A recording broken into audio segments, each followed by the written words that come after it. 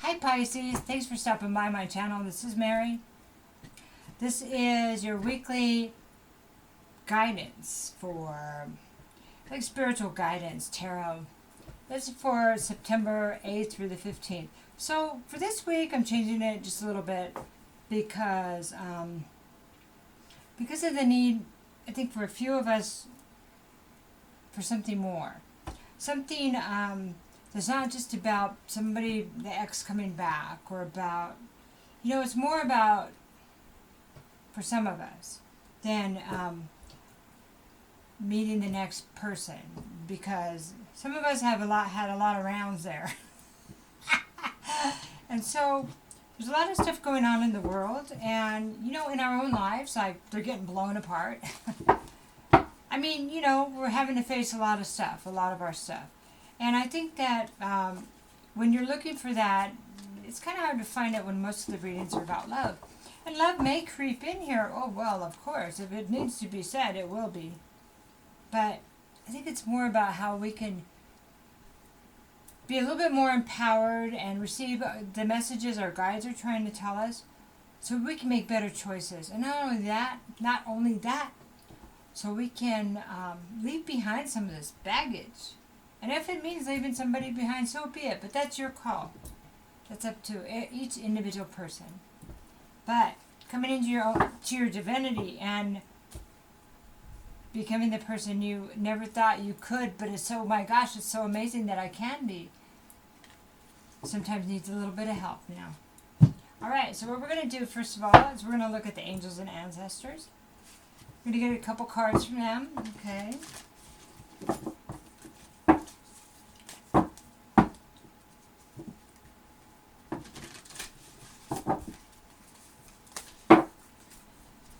All right, and these are always read up, right side up, just in case you're wondering. So we have the Medicine Mother, honor your inner knowing. Pisces, are you practicing medicine? Without your mother? Oh, anyway, just kidding. Okay, and then we have Eagle, see from a higher perspective. Well, that is talking about that spiritual guidance there. Very nice, beautiful. Okay, so now we're going to go to the enchanted map. So, I'm kind of using the same format for all of the readings. I did a few. I think I did Gemini, Aries, and I think Leo. Probably going to pull those down and then redo them. So, I don't know. I think they just needed to be changed. Sometimes revisions are required, right? Okay, and so here we go. So we have wide open. Ooh, I like that. Wide open. It's a 42. 42 is a 6. Okay. Now we're also going to go through the halls of Amente. Do you know what the halls of Amente are? Well, in the book of the Emerald Tablets, it's actually the underworld. Yeah, sometimes some people call it the other underworld in the book of Thoth, I think, Thoth, something like that. Anyway, but they're also the dimensions, or all the realms that are between us and our spiritual awakening. And it's all the temptation and all the darkness that we have to bump into walls, and all the deception. But it's also a lot of knowledge there, which is so cool. Anyway, I love that. So that's a deception, of course, but the information and how it ties to different histories of people, Okay, so we got the first one is I remain in balance with my emotions. Pisces. That's cool. And the second card is I regard all altars with respect. I regard all altars with respect. Okay? So this is not going to be a fast reading. So, well, it could be, but what I'm meaning to say is that I'm going to read out of the books here, because this is it's kind of a karmic time. It's a time of messages. We need to I want to make sure that These oracle decks were created for a reason, and I want to make sure to infuse that into this reading for you because I know I need it in mine. And then we'll kind of do some tarot at the end. But so if you can bear with me, that'd be great. So we're looking at Wide Open. This is number 42. Thinking of that Tom Petty song. So you are free to express your uniqueness to the world and share it in all the bounty of life's endless possibilities. So what have you been thinking about doing, Pisces? What makes your heart sing? All manner of opportunities are presented to you at this time. The Wide Open card is a signal that you are able to truly manifest your dreams and that your goals are in sight. Don't remain small and contracted. Instead, expand your horizons beyond what you believe to be your limitations. You have a unique voice that needs to be expressed to the world. The universe is supportive of new ideas and approaches at this time, so speak up and speak out. This card is the sign of the maverick who freely roams a wide open space of possibility. Allow for a greater vision to replace old ideas as you dream a grander dream. Isn't that beautiful? Aren't you glad you got that message? Whew, I am. Okay, so now we're going to look at the Medicine Mother. This is the Angels and Ancestors cards. Medicine Mother. All right. So, take action. Do what you know you need to do. And look at that. There's two cards saying that.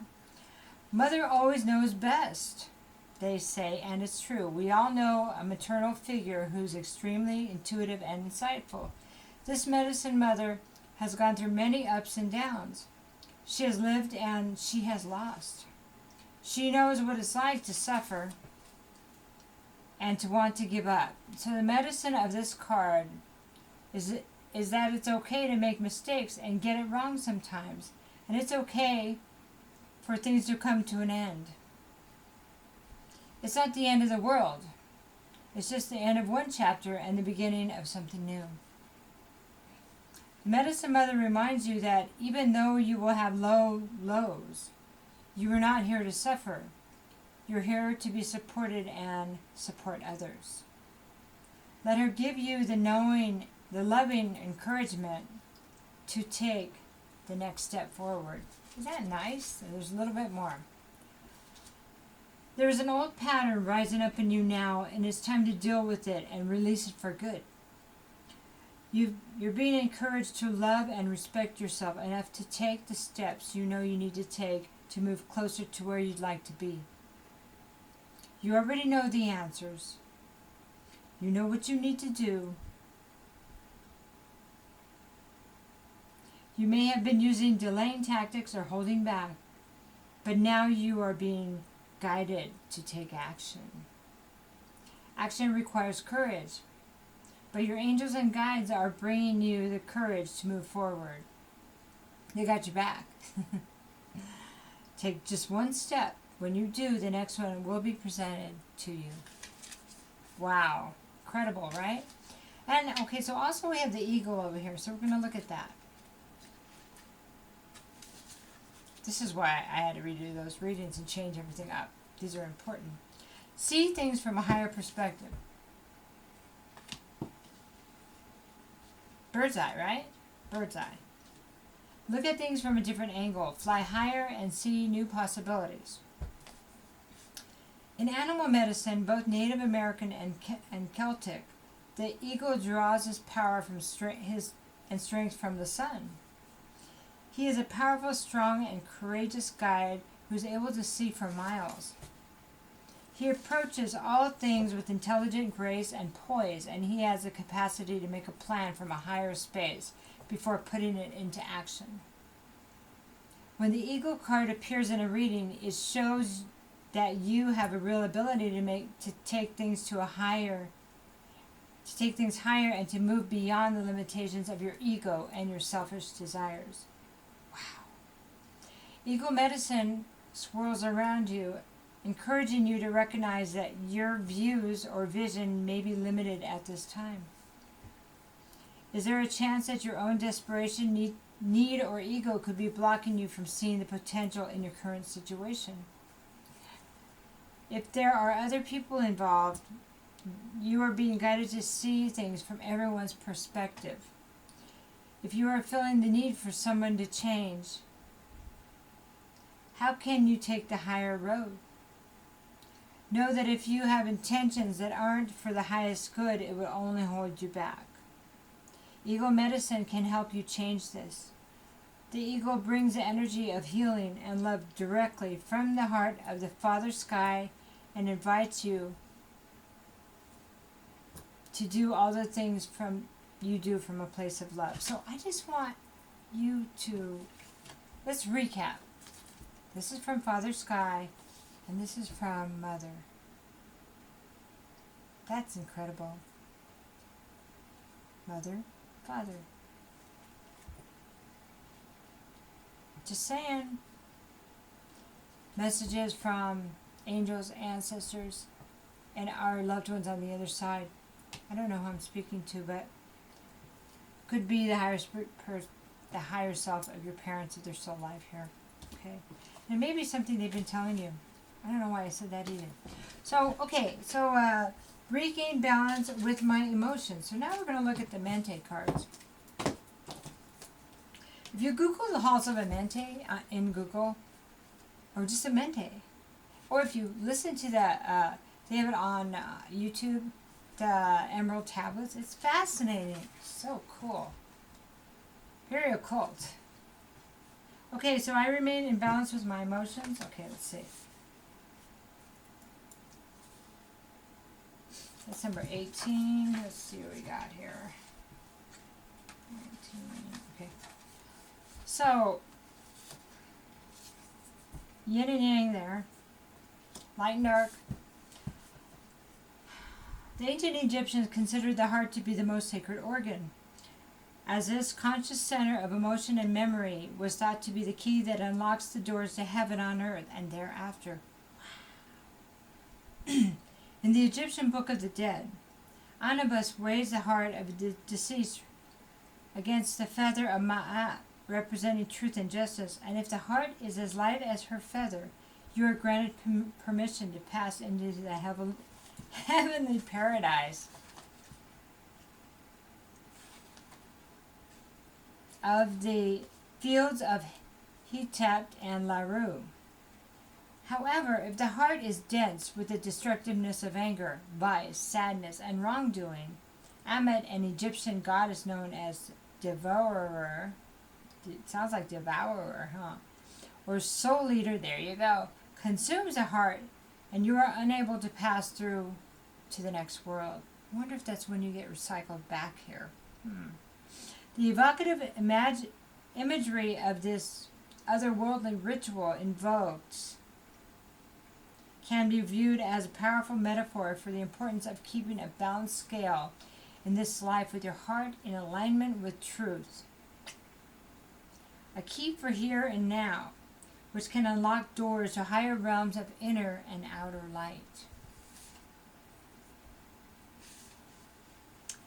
Remaining in balance with emotion can be a challenge. The head and the heart can at times be in opposition with each other, like the opposing hemispheres of the brain. Logic and feeling don't always agree, yet they must work together in order to function as a whole. Such is the same internal agreement with the heart and mind. Reconciliation of thought and feeling allows life to remain light in balance with the harmony of being. This harmony is a full spectrum of sound, color, feeling, and vibration, encompassing all the notes on the scales of experience. Excuse me. The light heart, in relationship to a balanced set of emotions, appreciates this without attachment. The mind provides memories to serve as a teacher, a great lens of awareness for reality. But it too does not attach to expectations, notions of wrong, or thoughts with ill intention for the darker notes on this infinite scale. I remain in balance with my emotion is a reminder to cultivate a consistent relationship between the feather-like heart and the objective mind, and to further apply. I live in truth in daily practice.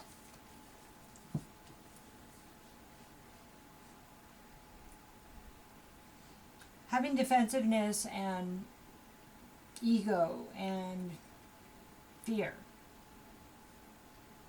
truly keeps us from happiness. It keeps us stuck. And so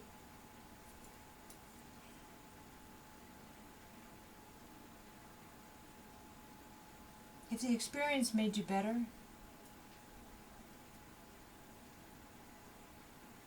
it might be something to think about releasing it once you get to that place.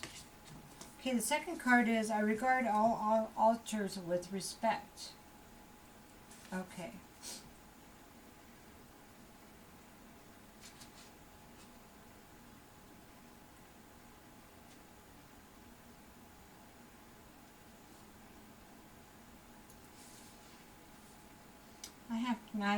They're not numbered, so it's a little bit hard here. Here's 8. Okay, you just have to find the words instead of the numbers. It's strange. Okay, the altar is a sacred place where we pay respect to the elements, artifacts, and teachers who have had a divine impact on our lives within this creative reality. While some of the traditional altars of ancient times were used for sacrifices or offerings in religious ceremonies, modern-day altars can be a magical tool in their own right, not as sacrificial venues, but rather as spaces of sacredness honored. Regardless of religion or tradition, the area of an altar is a place where a microcosm manifests. Each individual mind is a mirror, each ritual a reflection. Altars honor the masters of mind and the elemental powers that fuel each unique expression of divinity. It's a point of creation, focusing what you want to create, is what I think it's saying. So no matter the language through which spirit is expressed, every altar should ideally be honored as though you are seeing the mind in real time. Altars carry intelligence and power, and one must be mindful of disrespecting spaces of creative force, even if the tradition doesn't resonate with your own path. Respect and allow, honor and give blessings. Bow to the heart of creation, which is at the essence of every tradition, even though you may not fully appreciate or understand each one. If you would like to honor this idea in your own practice, designate a sacred place within your space to create an altar for meditative and magical work. You can design what feels best intuitively, but stay true to the heart of the altar. Remember to infuse it with the elements of air, earth, fire, and water. Honor the cardinal directions and hold your teachers, deities, masters, goddesses, or gods in the highest esteem. Okay, so, quite magical, Pisces. Alright, so we're going to just pull a few cards to give you a little bit more expansion, direction, information, however you'd like to see it. Oh, look at that. Left some on the table. Those rascals.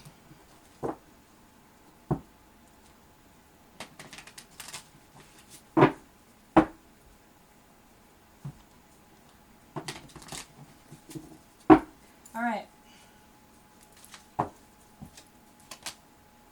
So we have the Three of Pentacles. Here we go. Three of Wands.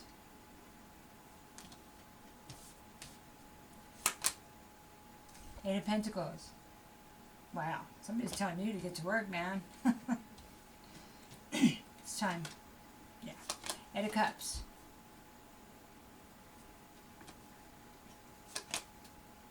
Justice. Okay.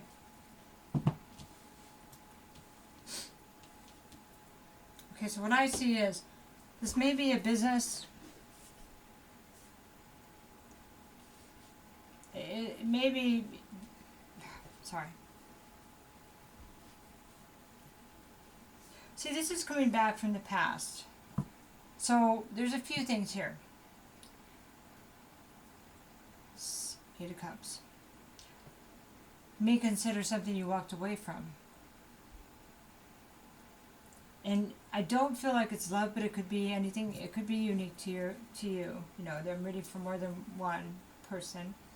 But it feels like maybe something you loved, that something happened and you had to leave it. Whether it was a hometown, whether it was a job, a business that didn't work out, but you loved it, and it hurt you, right? Because with time and working with others, you felt like that your abundance, you could create anything with that. You could see the vision of getting your returns on your investment, but for some reason, you had to walk away. Well, this is your time to master it. Master it. And this may not be for everyone. Maybe that this could also mean consider what you've walked away from. Okay? And what you feel like you'd like to go back to. And if you did go back to it, and this was a business or an apprentice, this is a master. It's not an apprentice. This is the card of apprentice. This is a master. So somehow, maybe you already mastered this. Maybe you had to work for someone else. But what's being told here to me is you thought you couldn't work by yourself. It's almost like this fear thing of thinking you can't work and that things are against you in that way, and that's just not true. That you can do this because you have the history, you have the experience of what didn't work or whatever happened last time. Don't let that beat you down. Have it raise you up. Learn from it. Incorporate it and heal that place in your heart that hurts over it. Master. Master Pisces. It sounds good to me. Doesn't it? So with that, you get to live in the justice and truth that they're talking about here. Sometimes things are put on hold while we figure out what we don't want, or we figure out that... How many times did you ask when it was going to be your turn? How many times? Here you go. Justice is served. It's real justice.